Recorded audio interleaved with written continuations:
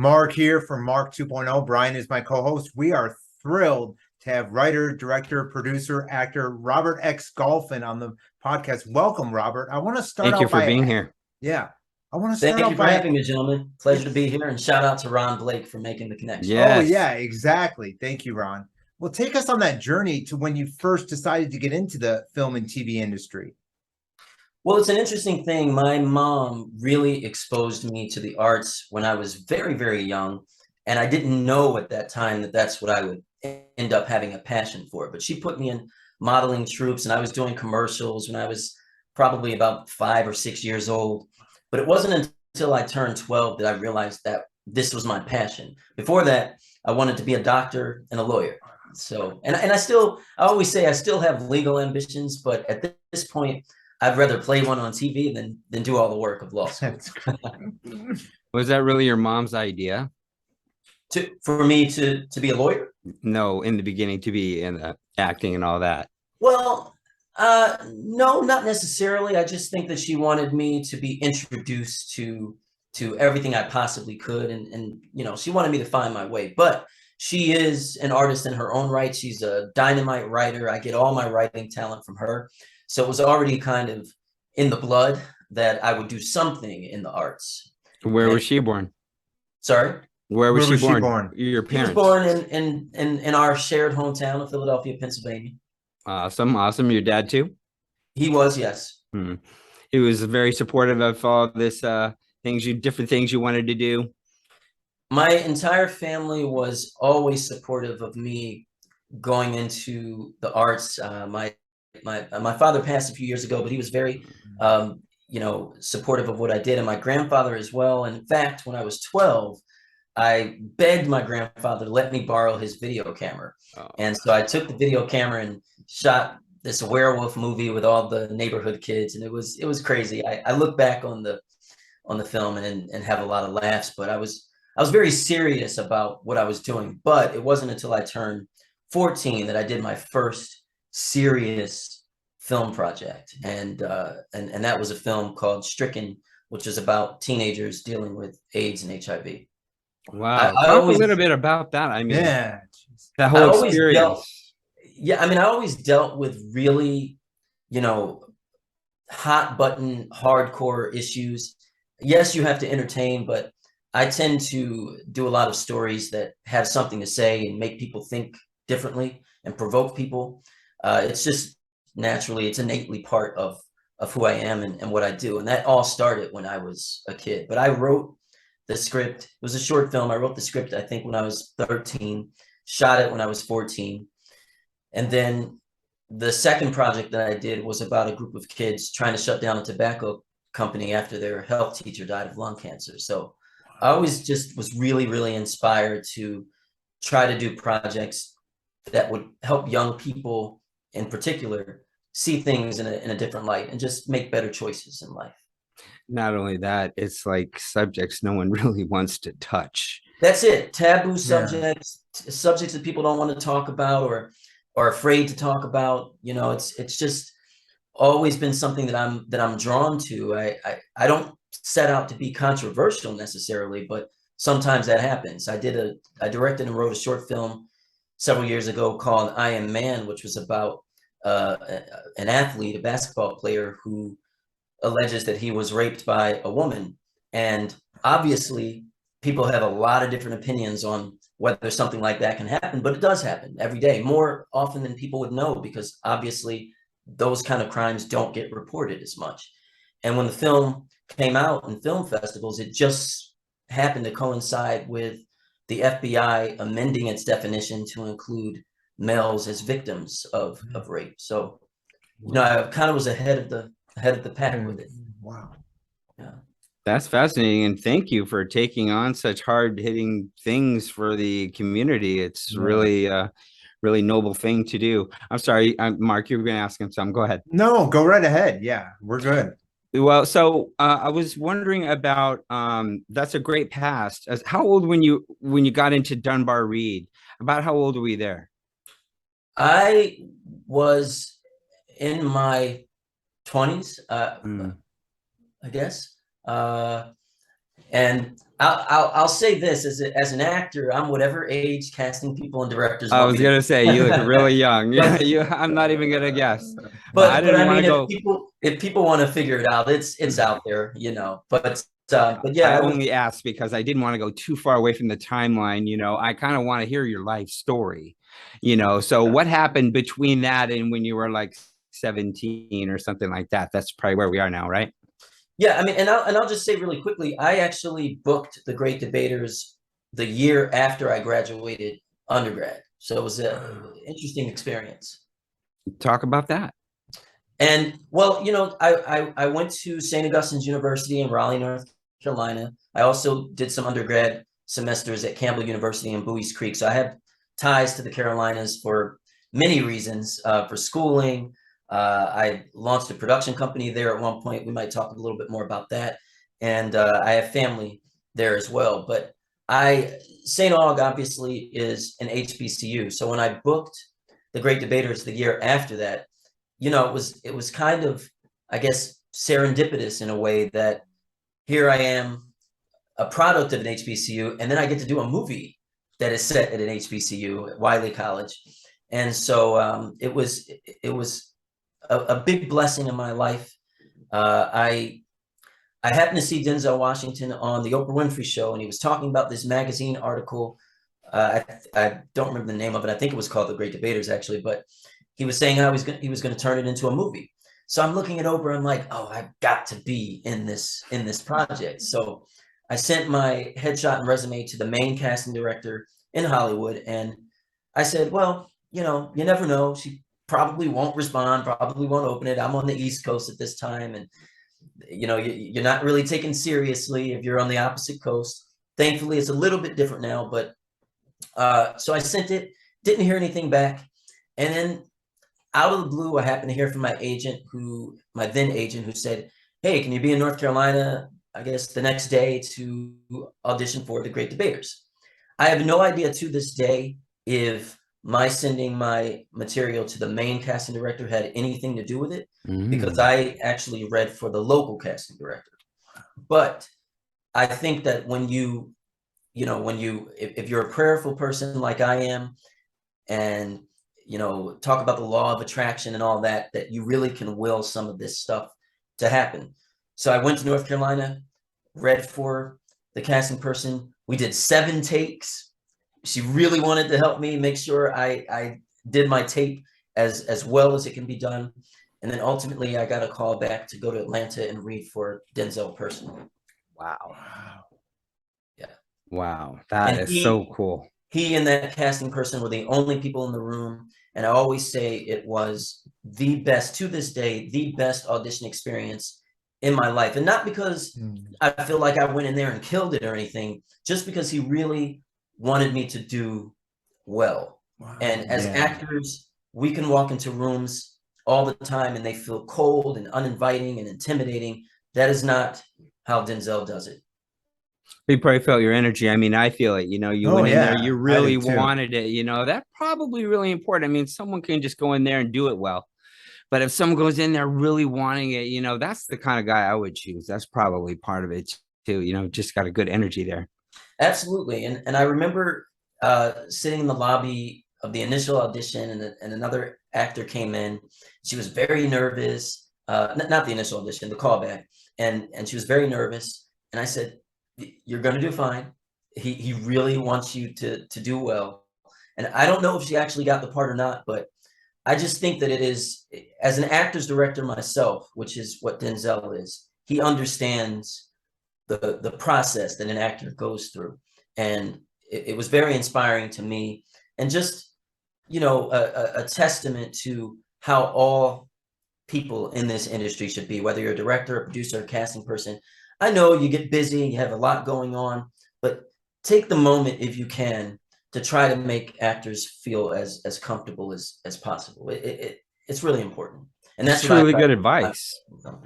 I mean, it's great for someone who's in there having to do that. That's really a good way to just settle yourself, settle your mind, and just get into it and do it right, Yeah.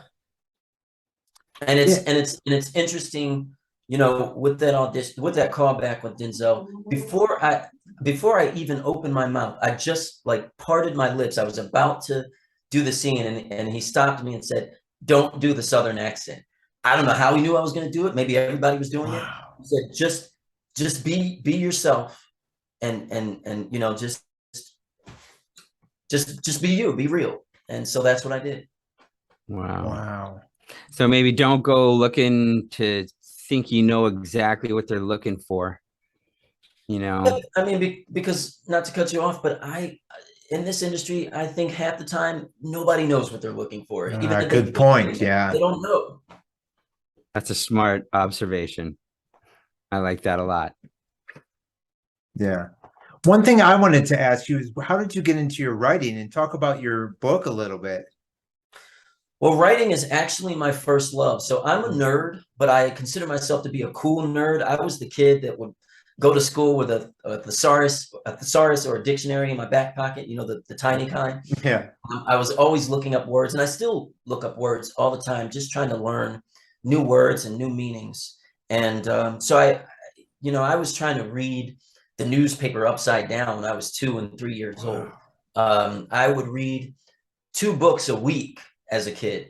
And unfortunately, I don't read as many books as I used to because I tend to be reading more screenplays, but I'm trying to get back into reading more books because it just takes me to all different kinds of worlds. And I think books make you smarter, Yeah. more knowledgeable.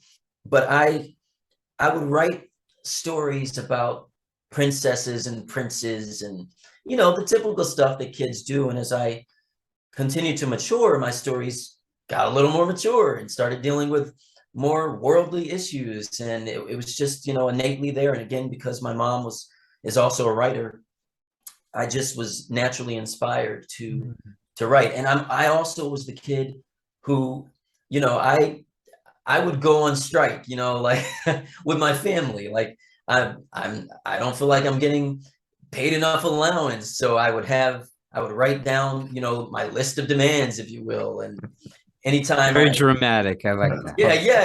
And I would have a sign, I'd be marching in the Oh, that's basement. great. And anytime I had any kind of disagreement with my family, I would write a long note, and I still do, because I have always found it far easier to get my thoughts across, my emotions across by writing, and so that's what I've always done. Yeah. And so I actually wrote my first book when I was in undergrad, and Wow. it was called Confessions of an HBCU Scholar, Abandoning Adam. And it was inspired by some of the experiences I went through in undergrad, but also experiences of friends and family and even complete strangers. But it was something that I had to get out of my system. I was, people called me a sort of a rabble rouser in my undergrad years, because I would fight for what I believed me and my fellow students should be getting in the college environment. And so I kind of just spat the book out of me, if that's a word, and and put it out there. But my latest book, Cold Night, oh, you can't see it because of the Yeah, we it's see out it there. somewhat. Still though, Yeah. we'll get that out. I'll put it in the video. Cold Night in a Warm Season. I released it last year, and it's, in my opinion, a far better book than the first one, because obviously I'm more mature as a writer and I took more time with it. It's more of an artistic kind of psychological exploration of what a young graduate screenwriting student is going through in his life, trying to succeed, but also dealing with all sorts of issues related to insecurities, mental health, physical health, family, the whole nine. And I think any artist out there, anybody period, but specifically artists, will be able to really relate to the book, because this industry that the three of us are in is not for the faint of heart. Yeah. By any stretch. So I hope my book offers some inspiration and some help. It's a novella, it's fictional, but I think it'll help people think of things in a different light and see some of the mistakes that this character made, and maybe, hopefully they won't make the same mistakes. Well, no wonder you did so well with that. And I mean, so you're actually really, really smart. I can see that right now. I mean, Yeah. you're really well spoken, very articulate, Oh, thank you. very good. I mean, kids don't walk around with the sources, very often, No. honestly. So obviously, you were really, really ahead of the curve. And man, that's really, really going to serve you well. So, how long have you been writing? What that started really young too? So yeah, I would say that that I've been writing since 4 or 5 years old, but I guess in a way that is completely conscious, I would say from 8 on. But I also I should say that I grew up in a family full of teachers, and Oh, so that had a big impact on me. Education was always an important thing. So I always knew that I was going to go to college. I always knew that I would get my undergrad degree, and then I made the decision that I wanted to pursue my master's. So I got my master's in screenwriting from Spalding University in Louisville, Kentucky. And I would love to have a doctorate, but at this point, I would prefer an honorary doctorate. I just don't want to do the work. Yeah, that's so awesome, though. I mean, you're intelligent. You don't need some piece of paper. I mean, you come from this amazing family tree and you were nurtured that, I mean, no wonder you're so awesome. So now you're even interviewing people on what's called RXG, right? Exclusives. Is that what it's called?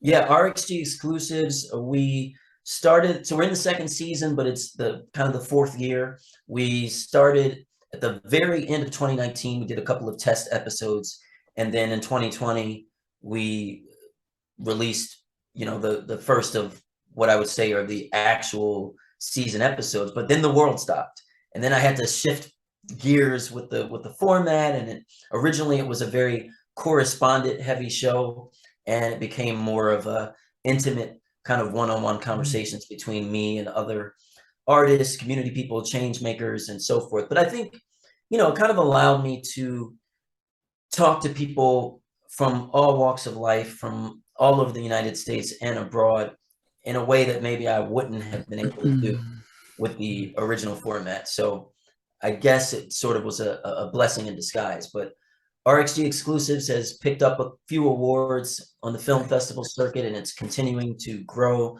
We're filming the last interviews of the season now, and I just launched my own production company called Robert X Golphin Entertainment, and so now my company is taking over production of the show. So if there's a third season next year, hopefully we're going to come back bigger and better with it. Listen to you. How can there not be a third no, season? I I mean, know. that is all so impressive. So I'm sure, do you use this as a vehicle to tackle your tough issues, or do you stay away? Is it more entertainment? Tell me, No, we've what's your talked about we've talked about everything on the show, from race relations, and particularly in season one, it was obviously we were going through the protests, and as well as obviously the pandemic, which is still going on. So that it was a very heavy season one. Season two has focused more on the rebound, and how creatives and change makers and community people are figuring out how to go on, how to remain creative, how to remain productive, how to deal with mental and physical health.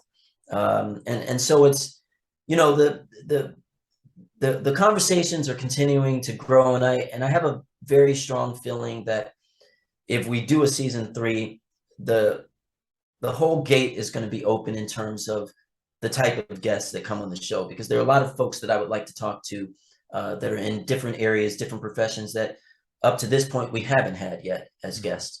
It tends to be sort of artist heavy, just because a lot of my colleagues, acquaintances, and friends happen to be in the arts. But I think that we're definitely, like I said, if there's a season three, we're definitely going to expand. Wow, that's really awesome. So you said all of this, stuff. How did that really, all this stuff that you're tackling, affect Philadelphia? You're from Philadelphia, and so how was Philadelphia before, and then all those protests and stuff, and how is it now? I mean, I'm from Phoenix, and even me and Mark went down there, and it was, we shot a lot of footage of it all shut down and stuff like that, and and the empty malls and all that stuff. What happened to you out there? Philadelphia really went through it during the protests. There was a lot of anger, a lot of hurt, a lot of sadness, a lot of resentment, which led to many of protests, particularly in 2020 and some in 2021. And also there was, again, a lot of pain and destruction and of property. And there were a lot of debates about Confederate statues and, people that have, statues or monument type things dedicated to them that are questionable in nature. And so I just looked at a city that was terribly in pain during that time. And while the pain hasn't gone away in Philly or any city for that matter, obviously the protests are not happening as they were then. And I think obviously the pandemic probably, as devastating as the pandemic was, because everybody was kind of shut down, they were able to really be out in the streets and protesting and marching, and something that they couldn't do if everybody had to be at work, but now those issues still haven't gone away, but Philadelphia is going through some other things right now. There's a lot of violence happening in the city. The violence is on an uptick in Philly, as it is in Los Angeles, as it is in Chicago. I hear Atlanta's having some issues too, but particularly in Philly, a lot more carjackings, a lot more murders. It's a scary and sad situation. And for a city that has brotherly love in its title and sisterly affection, I truly hope that it gets better really soon. Yeah, bless your heart. Stay safe out there, and I'm sure we find a way through everything. We'll figure it out. Yeah, we'll figure it out together. We will. We'll get it. We'll get it done together in the long run. I know it. I know it in my heart. And I think also, gentlemen, that the arts can play a huge role in that. Whether it's narrative based or documentary based, I think if people who are in these communities specifically that are hurting in a major way, they're able to just talk and get their feelings out. I think it's helpful. We all have to keep talking about it, and we all need allies. And it's not just people of color, it's Native Americans, it's the LGBT community, it's everybody. We're all in this together. And that's kind of like your early work. You took on the tough things, and I'm sure that your art is going to be helping heal wounds and keep going forward. And I know if you stay positive and you keep doing positive, it'll come back to you. It'll come back to us all. But like you were saying, the law of attraction, you hit it right on the money. Law of attraction, the quantum field. I appreciate that. Yes, absolutely. Yeah. Now, which do you like best? Writing, directing, acting, producing? That is the $1 million question. Well, I'll put it like this.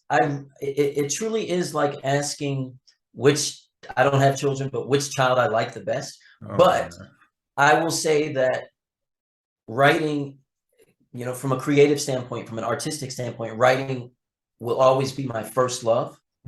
And if I could only do one thing for the rest of my life, it would be writing, because that allows me to create characters, worlds, situations.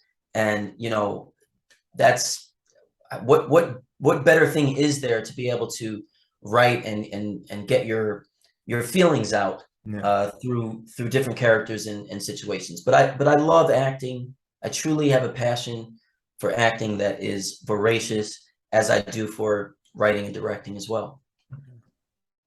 You got a great big heart and a big imagination. Your heart seems to be a very big place. And it's really awesome to listen to you speak, because you have so many ideas. I hope this third season happens, because I'd like to see that. Same here. Thank you. And kudos to you guys on this show. You guys are talking to some amazing people in the industry. Well, yourself included, of course. Yeah. This is unreal. This is a treat for us.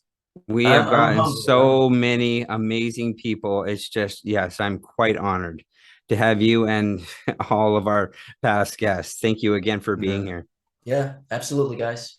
So let me give you just a random question. Let's say you were going to make something, you were going to write something. Would you rather write like a big New York Times bestseller, or maybe a box office blockbuster, or maybe a TV series that ran for years? I don't know if you had to. I would like to do all of those things. There you go. That is the correct answer. Yes. But if you could only do one, mm, what would it be? it would be, well, let me say this. When I started out making films at 14 and 15 years old, filmmaking, making movies was like the thing for me, for many, many years. When I got to grad school, that's when I realized, and even I even had a professor who solidified this for me. He said, you need to be creating for television. And I realized that while I love making movies, and if people want to work with me on making films, I've written feature-length screenplays and TV pilots and all of that. It is the television arena that I think is so amazing right now. Oh, look what it's become. Oh yeah. I'm sorry, it's better than movies. Yeah. It really is. Yeah. The TV industry is just booming. It is like the new, I don't know what you call it, the new golden era or whatever. Yeah, it's like movies 2.0 or something. Yeah. But I've seen I think the thing that makes it challenging is that there are 15 million streaming services. So that's a good point. Yeah. You're kind of inundated with, well, where do I go? What do I watch? What do I put in my queue? What is it? Netflix? Is it Prime? Is it HBO Max? Is it this? Is it that? But I think it also allows for so many different artists to get their messages and their art across, because there's so many stories to tell. It's endless. And I think that having all these streaming services allows new stories to be told instead of constantly recycling project at the bottom. I'm not going to mention any names. No, I know exactly what you're saying. Yeah. There are a million different superheroes and villains. Why do we need to keep seeing the same exact ones all the time? Yes, I understand box office and knowing what's tried and true in terms of what, or redoing movies too, Yeah. I mean, you don't even really need anybody anymore. If you have good content, you can make money. I mean, that's the beauty of this whole thing. I mean, hopefully you'll get on Amazon and Netflix and all those big streaming platforms. The cool thing about it is now it's like the old TV shows didn't look good. Now they look great. Yeah. So it's like a 10-hour movie you're in, and so, but the good thing about that is also with all these streaming things, you can be supported by your friends and fans, just by making some good stuff. You're a genius. You're just going to go anywhere you want. Really are, yeah. And do anywhere what you want. And you're never going to worry about money. Never. Obviously. I mean, I just talking to you, I can just see how smart you are. But other people, they just want to do one thing, and I believe they can do it if maybe they go in with the drive you had trying to get that part, and they just go in wanting it like that. That's enough these days. And I think that's the beauty of the whole thing. From your lips to God's ears on all of that. And I will mention, I do have a feature film that I directed called Freshman Friday, which actually is on Amazon Prime and excellent. I didn't write it, I just directed it, but it was shot at my alma mater, St. Augustine's University. It was released in 2020.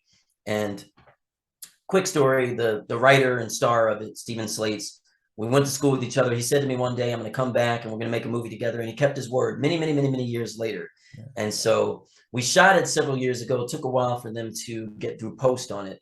Nobody knew if it was ever going to be released, but it was. But yes, I tell artists all the time that you have to recognize your own value and your own worth. And when you look in the mirror, you have to have an insane amount of confidence. And yes, I personally believe that you do need ego to be in this business, but ego doesn't have to be a bad thing. It's not about thinking you're better than other people.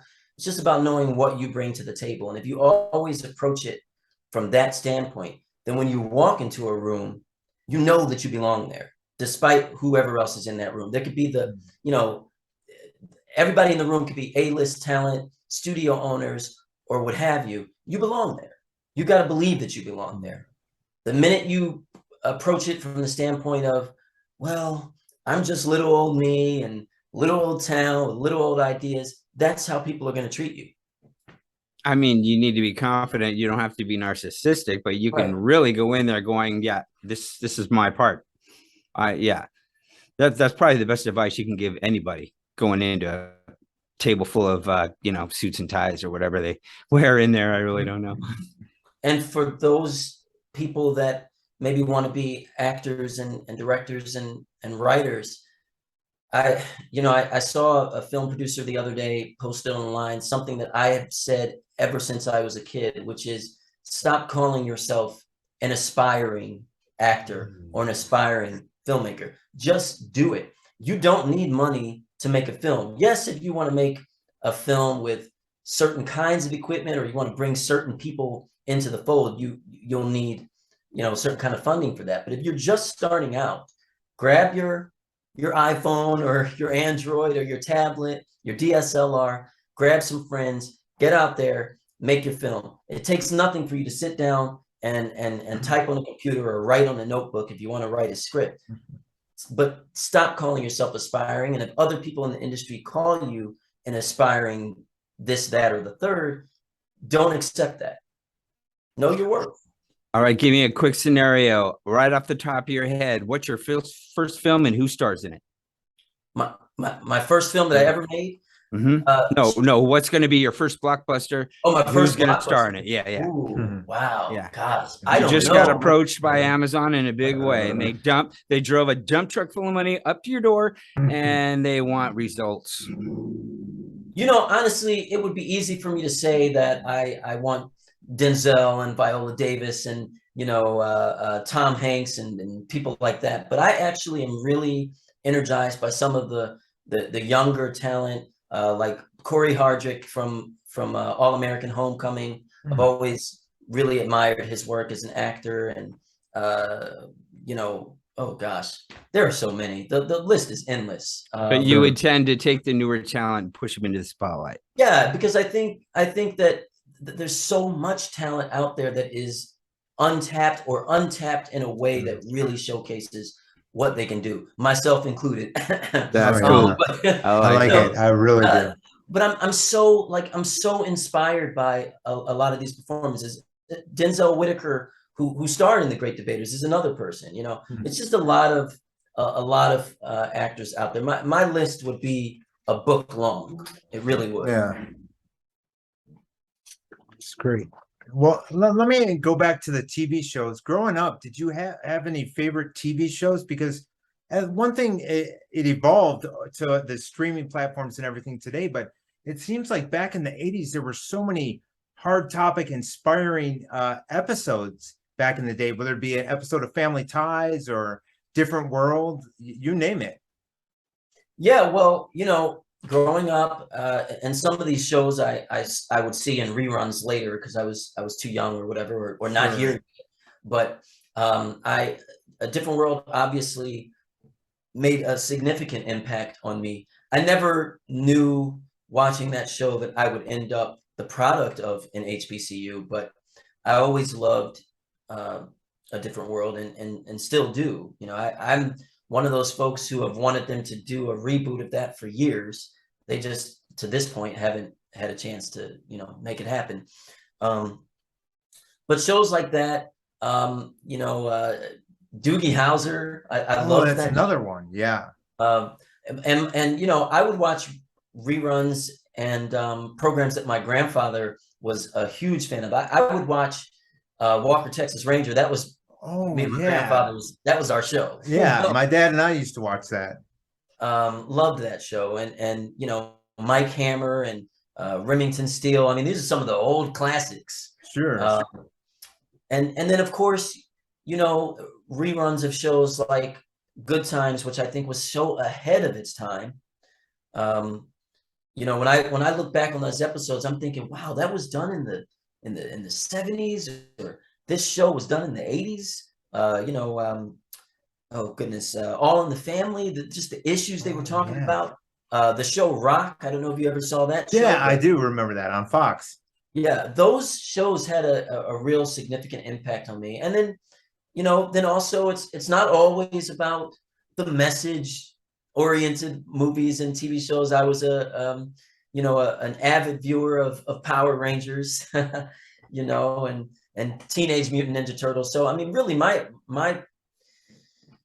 palette is just really eclectic. I love projects from all walks of life, but I am very partial to dramas. I like comedies, but dramas, that's my thing. That's my world. That's great.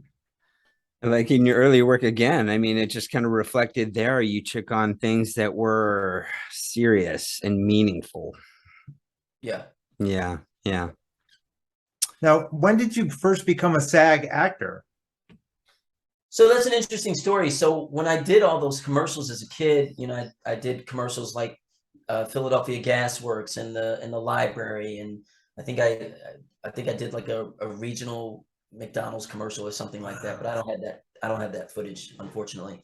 But I did the projects, and at that time I was Taft-Hartley, I believe. But I didn't join as a kid. And explain to people what Taft-Hartley means. So if you do a certain, so I don't know how it is now. I know the rules have sort of changed because there was a time period where so much new media was being done that it was a little bit easier, arguably, to get into the union. And now I think there are, a few more restrictions put on it. But when you worked either as a principal performer in a certain number of projects or as a background performer in a certain number of projects, then you would get essentially wavered into being able to join the union if you elected to. But in joining the union, you have to pay a fee. I don't know what it is now. I think it was maybe like 2,000 and something at that time. Yeah, I think a few years back it was like 3,000 when I was in LA. Okay. And so I always had the invite to join. And so then I was supposed to be a background actor in the movie Unbreakable, and which was Shyamalan, of course. And so I went and got fitted for my costume. This was really before I did acting in some of my own projects, especially as a kid, out of necessity. Yeah. So I didn't really have a passion for acting at that time. Sometimes it was just based on the fact that I had an actor fall out, or I really wasn't taken with what an actor was doing. So in doing some background work, the first film I did background work on was 12 Monkeys, which was Bruce Willis's movie. And it was more so at that time about me just getting on a set and being able to watch how things work. And so the same thing happened with Unbreakable, but then I got a call from production like a day or two before I was supposed to go to set. And they said, so you're a must join, which means if you want to actually work on this project, you have to join the union. Yeah. And so I'm looking at my mom and I'm like, well, I have to pay $2,000 to be a background actor. And so I said, I'm going to, as much as I would love to be on a Shyamalan set, I'm going to have to let this opportunity go. And so I didn't do it. And I was, I continued to be able to do non-union projects up until 2004, when I booked a role on an episode of HBO's The Wire. Well, at that point, I couldn't say no, and it was a speaking role. So I joined, and that's how that came to be. So I've been a card-carrying member of the Screen Actors Guild since 2004. Wow. Nice. Impressive. You've had so much training too. Didn't you go to, what was that called? The Philadelphia High School for Creative and Performing Arts. Yes, I am a creative writing alum. Wait, I had that option. Wait, you went to a different kind of high school? What was that? So it is a public school in Philadelphia, but it really does not feel like one. And I guess it kind of doesn't operate like one because everybody in the school is in a different major. So you have your writing majors, I think now they have TV and film majors. At the time, they had a TV and film department, but I don't think it was an individual major. But writers, dancers, actors, visual artists, singers, vocalists, and that is the main concentration. You still do your regular math and sciences and all of that, but it was a very special and specialized school. And yeah, I was very blessed to be a student at that institution. It was not an easy school to get into.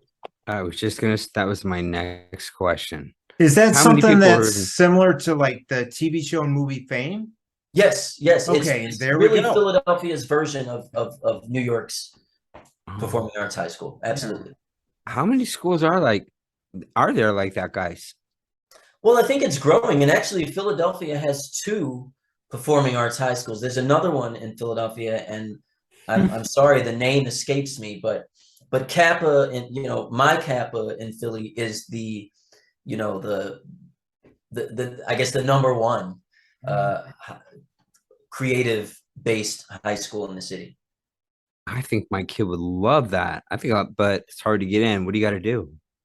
You actually have to go and audition with Kappa. I went in and because I was a writing major, I had to sit and write essays and creative writing assignments in like a kind of like a test structure and in a certain allotted time.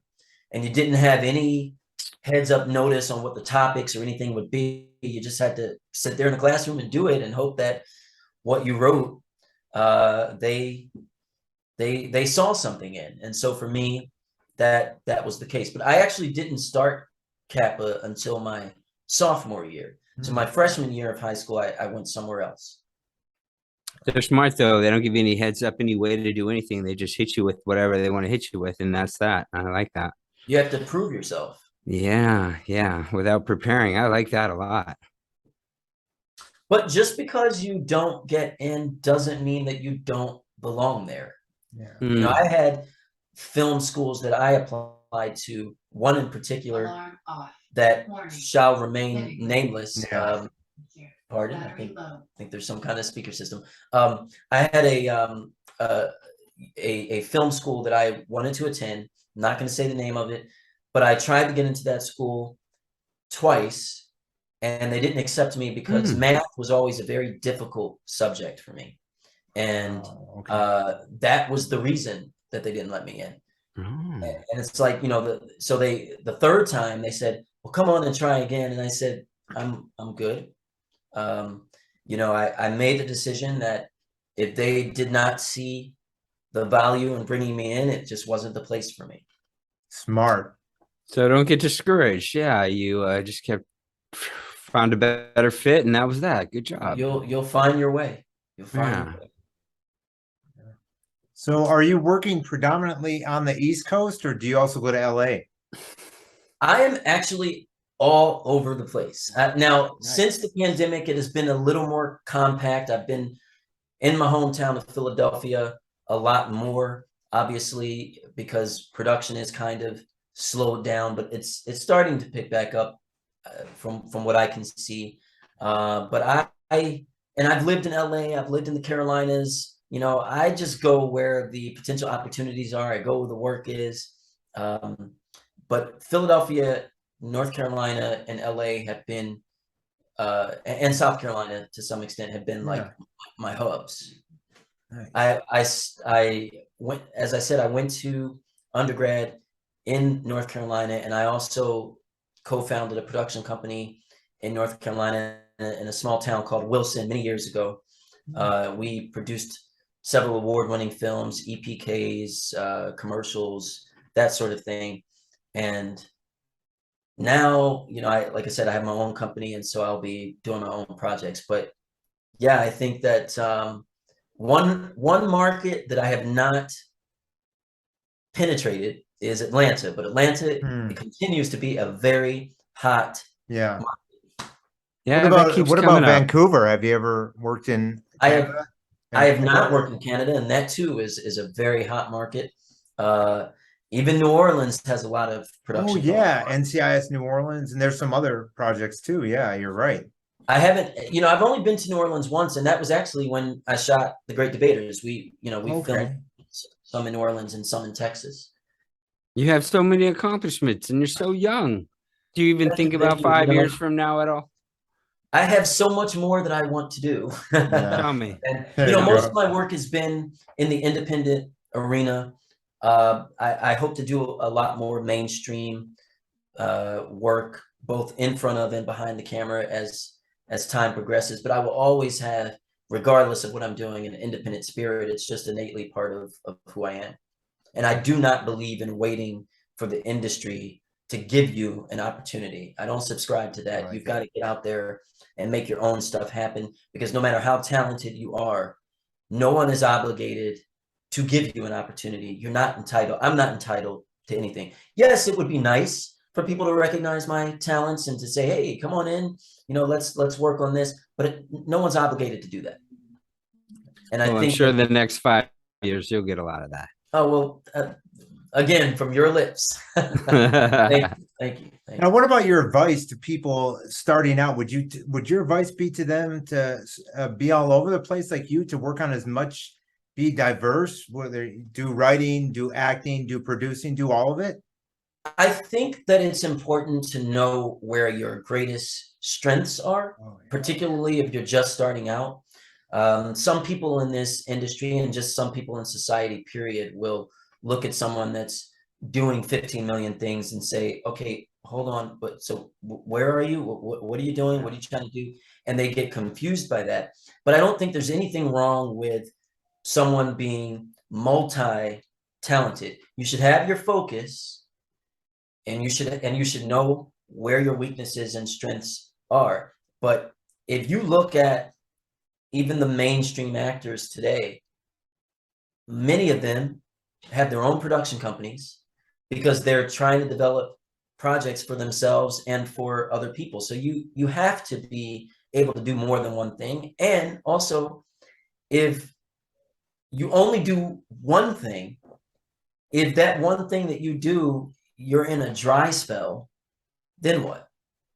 So if you aren't getting auditions, or if you aren't booking, or if you aren't able to work on student films or short films or features or TV or plays, if you're also a writer, you could be writing. There's no excuse for an artist not to be doing something that is artistic, because nothing can stop you from that. So I think you should have more than one thing, but just know what your greatest strength is. Well, I know you prefer drama, but would you ever do comedy, just because, hey, to keep yourself in there, you go audition for some comedy thing or something? Oh, absolutely. And I have auditioned for comedies. I've worked in, some comedies in the past. For me, I would say that I am not a comedic writer. I have written some material that has some comedy in it, because I think, I think that some of the best dramas have comedy. You need some lighthearted moments to kind of, take a breath when you're watching, especially hardcore material. And I've also, I'm constantly trying to stretch myself as an artist in all ways. So I definitely want to expand my range in that department as both an actor and a writer and director. And in fact, my directorial feature debut, Freshman Friday, that's on Amazon, is a comedy. Again, I didn't write it, but I directed it, and so that was fun. What was that like? I mean, you were handed this thing, and why did you just direct it? I mean, how did that come to be?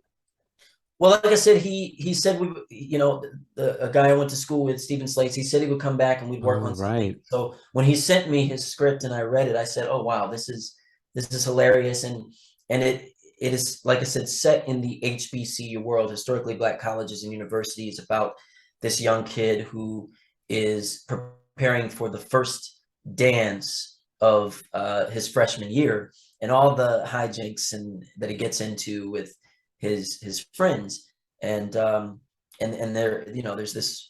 Well, I don't want to give too much away, but there's That's cool. someone that captures his attention, and you have to watch the film to see what that's about. But I think everyone should find it entertaining, but particularly people that have either gone to an HBCU or understand the HBCU lifestyle will really be able to take to it. So I read it and I really connected to it, and some of the experiences, or really all of the experiences that happened in it, I knew people in college who went through that, you know, and so I had to do it. I had to do it, and it was really a fun experience, and it was also kind of like a family reunion because we brought back people that we went to school with to act in the film and to crew on the film, in addition to talent from really all over the United States. What a rewarding thing. An old friend has social value, brought all these people together. Wow, what a cool thing. Yeah, yeah. Wow. Now, what about some of your most recent projects? Tell us a little bit about them and when the ones that are not released yet are set to be released. So How to Tie a Tie, which is, oh, where's it at? That one. It's a short drama that is written and directed by a filmmaker out of West Virginia and the Pittsburgh area named Sean Holmes, and it is a coming of age story about a high school student who's getting ready for his school dance, and how his biological father, who I play, disowns him because of his lifestyle, his identity. And so it's an LGBT drama, and it's hard hitting, but it has a hopeful conclusion and hopeful messages, and it's been making the festival rounds all year and winning several awards. I actually picked up a Best Supporting Actor award on the festival circuit, so that was a pleasant surprise. And Congrats. You get a lot of awards. I know. Yeah. Well, I just am. Anytime an award or a nomination comes my way, I'm just grateful that someone is seeing my work. I mean, I don't do it for the awards, but it's always nice. But the film is doing quite well, and right now it is in the running at the Peachtree Village International Film Festival in Atlanta, which is an Oscar qualifying festival. So we'll see what happens. People can vote for it online. So if you go to my social media, you'll see links to how to vote for the film. Voting closes on October 31st. But that was a project that we shot kind of around this time last year. And so now to see the fruits of our labor, it's a beautiful thing. I have another film called The Good of Man, which you've had the director on, TJ Harper. Oh yeah, TJ was great. Yeah. That film comes out sometime next year. I'm waiting for the trailer to drop. Hint, hint, TJ. Yeah. Yeah. But it's a true story based on a guy that's down on his luck, dealing with a store owner, and they're both at a crossroads. And I'll just leave it at that. But it was a very challenging role, and I look forward to seeing how all that pieces together. I recently shot a very brief role in a project called Exuvia, which is written and directed by Scott Burkhart, who was a writer on the hit NBC series Smash, and that's a female-centered coming-of-age story. I don't know when that'll be released, but looking forward to that. And I was cast in a brief role in a feature film called American Zealot, which is a biopic about a Philadelphia civil rights leader named Cecil B. Moore. And we are due to start shooting, I believe, in a few weeks. The production's been pushed a few times because the director actually had a heart attack not too long ago. So he's been recovering from that. So, it's about his health first. So, and so, yeah, I mean, that's what's happening. And like I said, my new company, Robert X Golphin Entertainment, we're in the developmental phase of figuring out what our first projects will be. And I'm writing a lot. So just trying to get some new scripts written and some older scripts revised. So I'm always doing something. That's right. Not always the kind of busy that I want to be, but always busy in some way, shape, or form. Well, we'd like to help. I mean, when that thing comes out with TJ, maybe we can have a call. We can do another video and promote that for you. In fact, anything happens and you want to bring it out into the public eye, we'd like to be a vehicle for you to use. So come on, and you're always welcome. We'll have another call whenever you want, man. Just let us know.